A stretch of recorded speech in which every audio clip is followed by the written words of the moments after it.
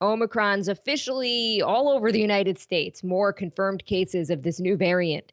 Zoom wants to make it harder for you to sneak into a meeting late. And Alec Baldwin says he didn't pull the trigger on that gun that killed cinematographer Helena Hutchins. Friday Need to Know. Let's go.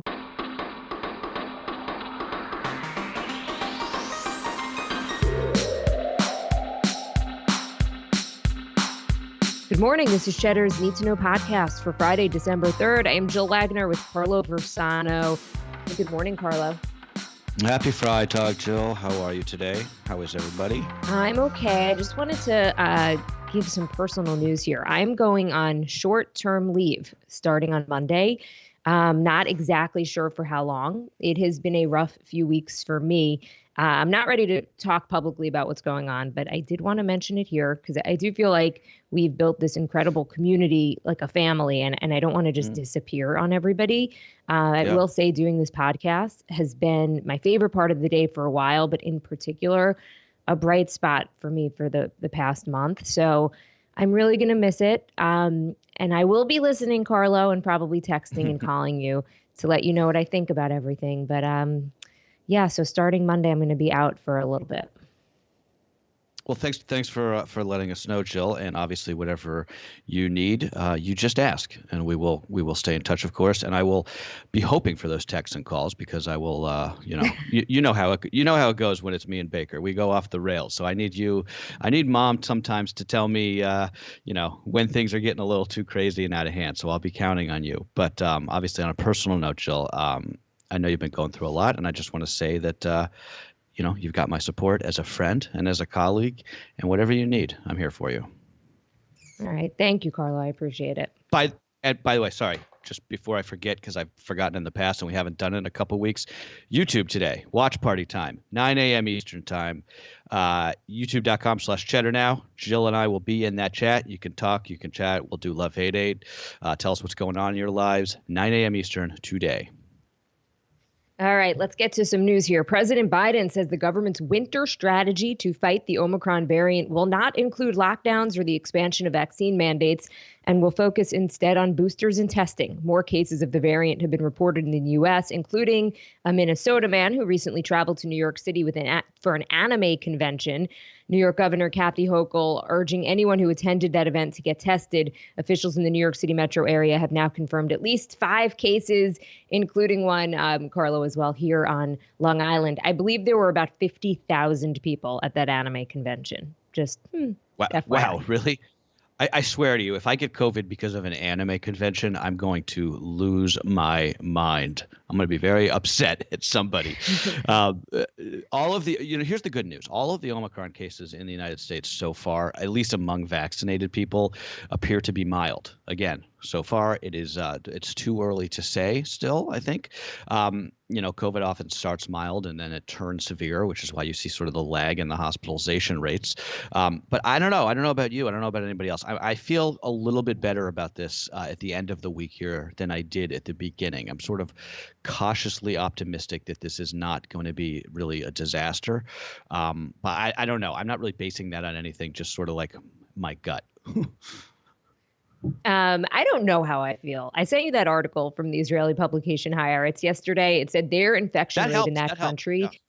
It actually has gone down slightly despite Omicron being present in Israel.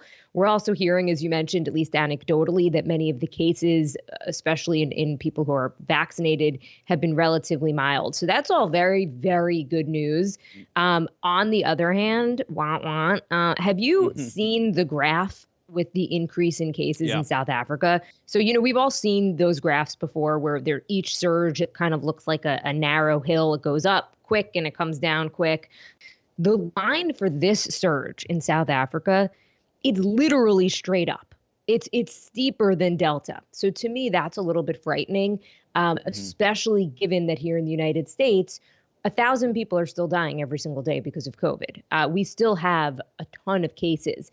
Which I don't know. Delta. I'm feeling a little bit better, though, that the vaccines are going to be at least somewhat effective here.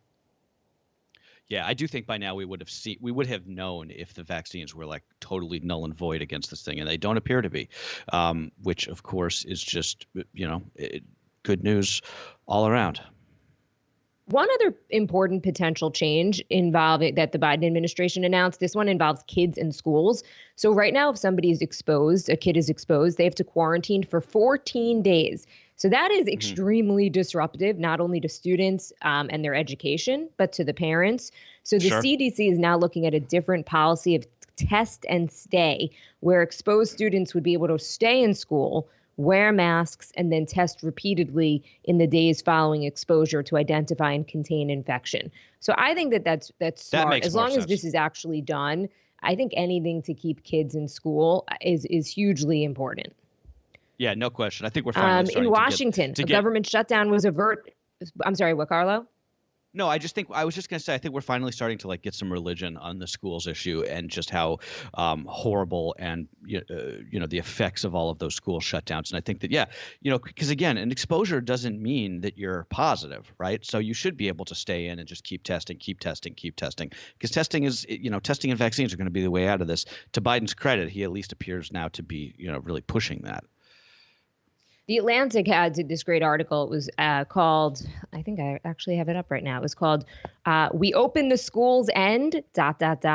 It was fine. Many parents feared the worst, but so far no widespread COVID crisis has come to America's classrooms." So look, you react, you look at the data, and apparently the data in this case really does not support keeping these schools closed. In Washington, a government shutdown was averted at the last minute yet again. Congress passed a short-term funding bill that ensures the government will not shut down at midnight tonight. A handful of Republicans tried to delay passage of the spending bill in protest of the Biden administration's vax or test mandate for private businesses, but the push fizzled in the end. Does this mean we have to do this again in February? I don't know why they do these little short-term bills. It's like crazy. This will keep the government open through February 18th at the current levels of spending. Also, it adds $7 billion to aid and resettle Afghan refugees. So that's good, because I think there was a lot of concern when we left Afghanistan that we were just leaving these people, high and dry, which we kind of did. But so we are at least putting our money where our mouth is, and trying to help them as they are resettled across the country. The U.S. will restart the controversial Remain in Mexico immigration policy. It was instituted by the Trump administration, and it comes after the White House reached a deal with the Mexican government. So as of next week, migrants who cross the southern border seeking asylum will be sent back to Mexico while their asylum claims are being processed. And this complicated the Biden administration's plan to roll back that policy, which he has called inhumane. Yeah, their hand was forced here. This was a court ruling that forced the administration to essentially put this policy back into effect, subject to Mexico's acceptance.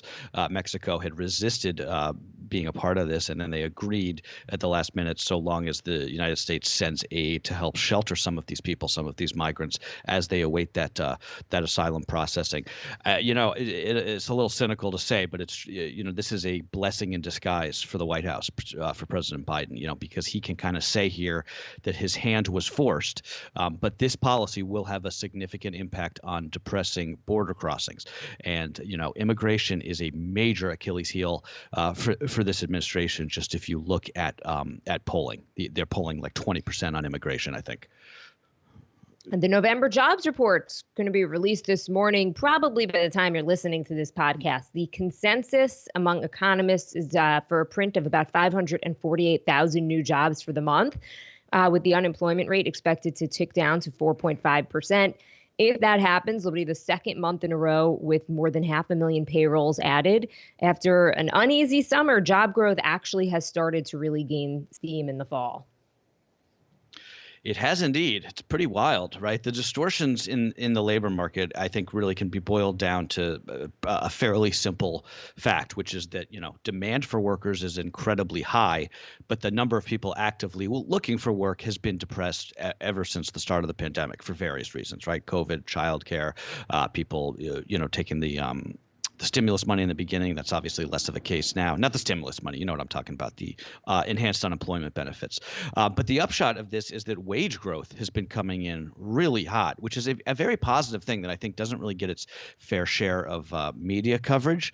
Wages are going up, right? We're seeing that, Amazon effectively creating a $15 minimum wage floor in this country, probably one of the biggest things that has happened this year. And also, just what we said the other day, which is that this is the best time since World War II for people in the job market, especially if you're kind of like of our vintage, Jill, of our age group, and you were sort of in the beginning of your career in that really horrible job market that followed the financial crisis. You remember it was like it was hard. It was really hard to get a job for years after 2008. So this is your chance. This is your chance. Ask for that raise. Gamble on a new career path. Make demands about, working from home or benefits that you think that you can get. Like every boss in America, I think, knows that their employees are all flight risks right now. So I think that gives employees, us, leverage that we've really never had before. I would agree. And I think it's a good thing in terms of workers. I'm curious what the number is today, the unemployment number in terms of how many Americans have been filing for unemployment benefits. That number is at record low levels. 2 weeks ago, it was the lowest it's been since 1969. It was 199,000 Americans filing for first-time claims. So that it's different than the jobs that are created. But at least companies are clearly not laying anybody off right now. Switching gears, there's a new feature coming to Zoom that's going to make it harder to sneak into a video call late without being noticed by the boss. It's called the Attendance Status Tool, and it gives meeting hosts a way to use Google and Microsoft Calendar integration to keep track of everyone who's been invited to a call, as well as the ability to see exactly when they joined. Who asked for this, by the way? The bosses? Yeah, bosses, I guess. Participants who have been invited but haven't joined the call are actually going to be now prominently featured in a little column on the side that says not joined, which will make it easy for people to see who is blowing off the meeting entirely. And the other thing that piqued my interest here, Zoom is going to start automatically updating all of its software. So an excuse that I admit I have used in the past, which is, sorry, I was late. I had to update my Zoom interface and restart the computer. So that will be much harder to pull off here. But it's funny because I don't know about you, but in my experience, it's always the meeting host, right? It's always the manager who's actually late. I'm usually on time for meetings. It seems like it's the host that's usually the one who isn't. My prediction is that they're going to change this feature because it's been my experience that a lot of people are invited to meetings and maybe don't need to be invited to them or are off on vacation or out sick or whatever it is. And yet they're just on the calendar invite. I've set up meetings before where I invite probably more people than need to come, just because it's like, okay, if you want to join this meeting, if we're having a meeting about the podcast, and sometimes you just cast a wide net and send out a bunch of invites because you think people may want to join and have ideas, but you're not like expecting everybody to join. Then so their pictures are going to be up on the side of the Zoom, kind of like invited but hasn't joined. I think that's right. I don't know. I understand the goal, but I don't know if it's going to achieve it. Yeah. Public shaming. It's basically public shaming. Yes, exactly. It's a Zoom narking. But it's, that also happens in real life, right? I mean, how many times have you been in a meeting in a conference room and been like, why is this guy here? He doesn't need to be here. And people walk in late to meetings in person, and people also don't show up to meetings in person either. Right. Alec Baldwin telling ABC News' George Stephanopoulos in an emotional interview that aired last night that he did not pull the trigger of the gun that killed cinematographer Helena Hutchins. Baldwin saying that someone is responsible for her death, but that it is not him. It was a fascinating interview. It was. I thought it was actually very poorly marketed by ABC News. It was really kind of like over the top. I mean, this is how TV does these sort of primetime interviews, but it was just I mean, somebody died here, and just the way it was like being promoted kind of like rubbed me the wrong way. But it was a fascinating interview. Investigators in this case, by the way, we haven't talked about this in a while. They seem to have zeroed in on that film Rust ammo supplier, this New Mexican company. They executed a search warrant at its office earlier this week. The theory seems to be here that someone from that ammo supplier may have accidentally sent out live bullets along with that prop gun. Again, this story is just a case of like how many possible things could go wrong right at once. But if you're wondering how Baldwin could argue that he didn't pull the trigger and that the gun still went off, which of course was my first question when I saw him say this the other day, I did a little bit of research into firearms, which of course I acknowledge is not something that's really in my bailiwick. I don't really know much about guns. So what I've learned is, modern guns make it impossible to go off without the trigger being depressed. It's like a modern safety thing. But the gun in question here was a replica of an antique Colt 45 revolver. So conceivably, it seems to be that it could have malfunctioned and the hammer could have come down without the trigger being pulled. So I'm sure the investigation will look into this. But what he's saying is not like, he's not arguing that like there was a second shooter like JFK style, right? He's just saying that he picked up the gun and somehow it went off without the trigger being depressed. So the ammo supplier is vehemently denying that they would have sent a live round without, instead of what they should have sent, because they were saying that they have very strict protocols in place where they basically shake the bullet, each one, and you can hear the difference between a live round and one that's not a live round. So they're coming out and saying that's absolutely not true. Another thing that I thought was interesting from the Baldwin interview, I mean, there were a couple, it was a pretty fascinating interview. One of the things he said, we've been talking so much about just workplace safety on that set. He said he was really unaware that there were any issues. Whether that's true or not, I don't know. But he said the most he had heard were complaints from the crew just about their hotel. It's possible that those safety issues don't reach his level, like that, he's not necessarily in the loop on everything. But he also said that it was this movie made him love movie making again. He said that he'd been in the industry for a really long time, and it was like the first time in a while that he kind of fell back in love with film and movie making. Before he killed that woman, presumably. Yes, obviously. It's just a tragedy all around. I mean, it's heartbreaking that somebody lost their life.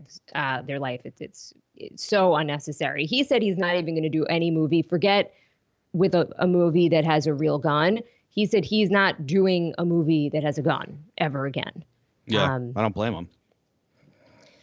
All right, time for a little more to know before we go. Michigan prosecutors could decide as early as today to charge the parents of that teenage boy who allegedly shot and killed 4 classmates at his high school this week.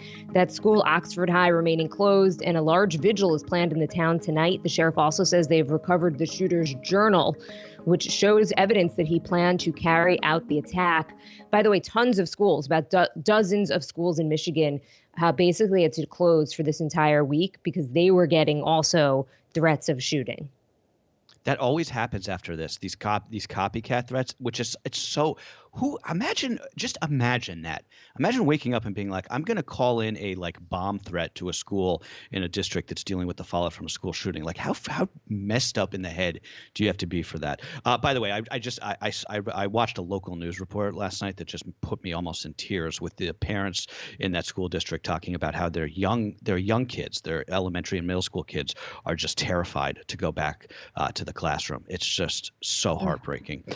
Okay, an update on the Ghislaine Maxwell trial here. Her defense attorneys today expected to challenge the account of a former Jeffrey Epstein employee who testified yesterday that he drove 2 girls who he believed to be underage to that late financier's Palm Beach estate. If you're interested in this trial, I highly recommend following the journalist Vicky Ward.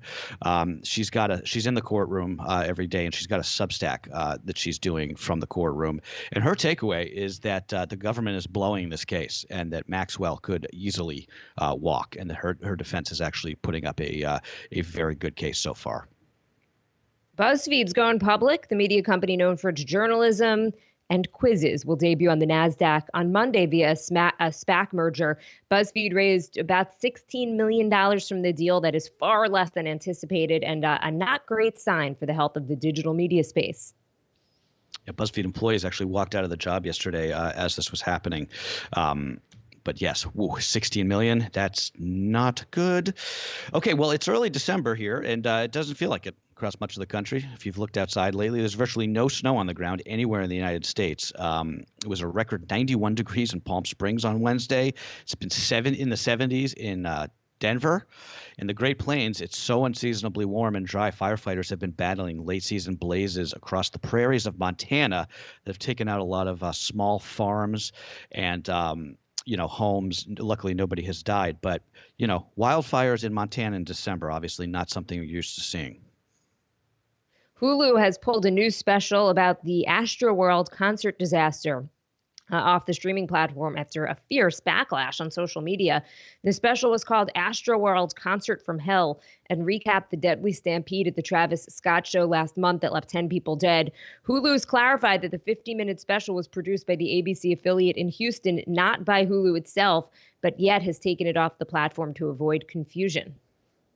All of that could have been avoided if they just didn't call it Concert from Hell. I mean, really? That's so tacky. And finally, It's Always Sunny in Philadelphia just became the longest-running live-action sitcom in United States television history. The FX series that started back in 2005 when I was in college just debuted its 15th season this week. That means that it overtakes Ozzie and Harriet to claim the throne as longest-running sitcom. The Always Sunny gang still miles, though, from taking the throne for longest-running sitcom if animated series are included, because The Simpsons, which is still on television somehow, currently in its 33rd season. All right, time for a little Love Hate 8.